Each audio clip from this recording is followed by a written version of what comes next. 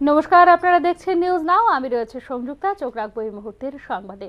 চলতি বছরের ডিসেম্বর মাসে না হলে আগামী বছরের প্রথম দিকেই রাজ্যে অনুষ্ঠিত হবে ভিলেজ কমিটি নির্বাচন।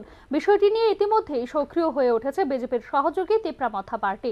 ত্রিপুরা উপজাতি স্বশাসিত জেলা পরিষদের অন্তর্ভুক্ত এলাকাগুলিতে শুরু হয়ে গেছে মথার নির্বাচনী ক্যাম্পেইন। এক্ষেত্রে ক্ষমতাসীন রাজ্য বিজেপির জনজাতি মোর্চাকে বোতল বন্দী করে ভিলেজ কমিটি দখল করার ব্লু প্রিন্ট রচনা করেছে ত্রিপুরা। সেই ক্ষেত্রে জনজাতি মোর্চাকে নিষ্ক্রিয় করে রাখার অনেকটা আত্মঘাতী সিদ্ধান্ত কি নিয়েছে রাজ্য বিজেপি?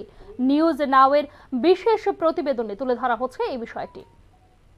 উচ্চ আদালতে হলফনামা জমা দিয়েও চলতি ডিসেম্বর মাসের মধ্যে যে ভিলেজ কমিটি নির্বাচন করা সম্ভব নয় রাজ্য সরকারের পক্ষে, তা নিয়ে আগেই রিপোর্ট করেছিল নিউজ নাও। এক্ষেত্রে আগামী বছরের প্রথম দিকে হতে পারে ভিলেজ কমিটি নির্বাচন। ভিলেজ কমিটি নির্বাচন নিয়ে ইতিমধ্যেই সক্রিয় হয়ে উঠেছে বিজেপির সহযোগী ত্রিপুরা দল। রাজ্য বিজেপির জনজাতি মোর্চাকে বোতলবন্দী করেই আসন্ন ভিলেজ কমিটির জন্য ঘুঁটি সাজাচ্ছে ত্রিপুরা। এদিকে দলের এক সময়ের শক্তিশালী উপজাতি সংগঠন জনজাতি মোর্চার অস্তিত্ব বিপন্ন করে ত্রিপুরাকে সুযোগ করে দেওয়ার রাজ্য বিজেপির সিদ্ধান্তকে অনেকটা আত্মঘাতী বলে মনে করছেন রাজনৈতিক বিশেষজ্ঞ মহল। জনজাতি মোর্চার অস্তিত্ব হ্রাস করে ক্ষমতাসীন বিজেপি কোন ফর্মুলায় লড়বে ভিলেজ কমিটি নির্বাচন, তা নিয়েই উঠছে প্রশ্ন। 2018 সালে যখন রাজ্যে প্রথমবার ক্ষমতা দখল করে বিজেপি, তখন একটি মুখ্য ভূমিকা পালন করেছিল জনজাতি মোর্চা। কিন্তু উপজাতি অধ্যুষিত এলাকা ত্রিপুরা দলকে সুযোগ করে দিতে কেন্দ্রীয় নেতৃত্বের নির্দেশে ধীরে ধীরে জনজাতি মোর্চাকে নিষ্ক্রিয় করতে থাকে রাজ্য বিজেপি। 2021 সালের এডিসি নির্বাচনের আগেও জনজাতি মোর্চার মতামতকে অস্বীকার করে দুর্বল আইপিএফটিকে সহযোগী হিসেবে সামিল করেছিল বিজেপি। কিন্তু শেষ পর্যন্ত ত্রিপুরার কাছে এডিসিতে পরাজিত হতে হয় বিজেপিকে। গত লোকসভা নির্বাচনেও জনজাতি মোর্চাকে সম্পূর্ণভাবে উপেক্ষা করে ত্রিপুরার সুপ্রিমো প্রদ্যুৎ কিশোর দেববর্মনের ভগিনী বহিরাজ্যের কৃতি দেবী সিংকে পূর্ব ত্রিপুরা লোকসভা আসনে প্রার্থী করে বিজেপি। 587টি ভিলেজ কমিটির জন্য আসন্ন নির্বাচনে আসন ভাগাভাগি নিয়ে ত্রিপুরার সঙ্গে এখনো পর্যন্ত কোনো আলোচনা হয়নি বিজেপির। তবে এবারও বিজেপির কেন্দ্রীয় নেতৃত্বকে ম্যানেজ করে ভিলেজ কমিটি নির্বাচনে সিংহভাগ আসনে প্রার্থী দেবে ত্রিপুরা দল, তা নিয়ে 100% নিশ্চিত রাজনৈতিক বিশেষজ্ঞ মহল।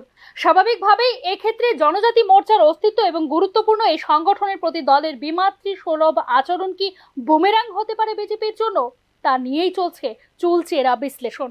Bureau report, news now. ত্রিপুরায় 10 লক্ষ সভ্য সংগ্রহের লক্ষ্যমাত্রা নিয়ে ইতিমধ্যেই 95% অর্জন করা হয়েছে। এক্ষেত্রে মুখ্যমন্ত্রী মানিক সাহার নেতৃত্বে ভালো কাজ করছে সংগঠন। বুধবার রাজ্যে এসে জানিয়েছেন বিজেপি ত্রিপুরা প্রভারী রাজদীপ রায়।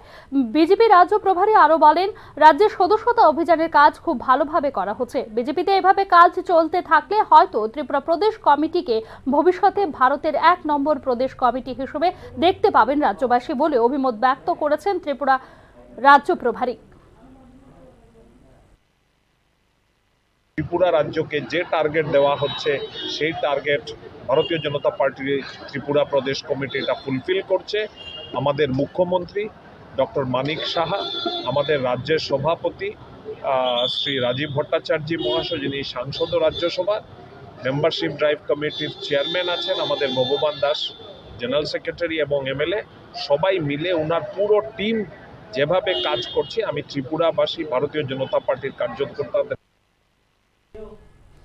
আগরতলা অভিমুখে একটি গাড়ি একজন পথচারীকে ধাক্কা দেওয়ায় তিনি গুরুতরভাবে আহত হন। ফলে উত্তেজিত জনতা গাড়ির পিছু ধাওয়া করে গাড়িতে আগুন লাগিয়ে দেয়। ঘটনা খোয়াই আগরতলা রোডের সুবল সিং পাহাড় এলাকায়।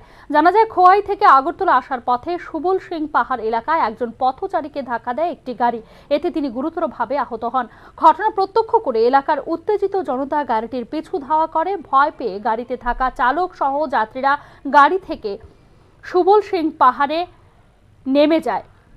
রাস্তায় গাড়িটি দেখতে পেয়ে ওই এলাকার উত্তেজিত জনতা গাড়িতে আগুন লাগিয়ে দেয়। খবর পেয়ে সেদাই থানার পুলিশ ঘটনাস্থলে পৌঁছানোর আগেই গাড়িটি সম্পূর্ণভাবে পুড়ে ছাই হয়ে যায়। সুবল সিং পাহাড় এলাকায় এ ধরনের পথ দুর্ঘটনার পর গাড়ি পোড়ানোর ঘটনা নতুন কিছু নয় বলে জানিয়েছে এলাকার লোকজন।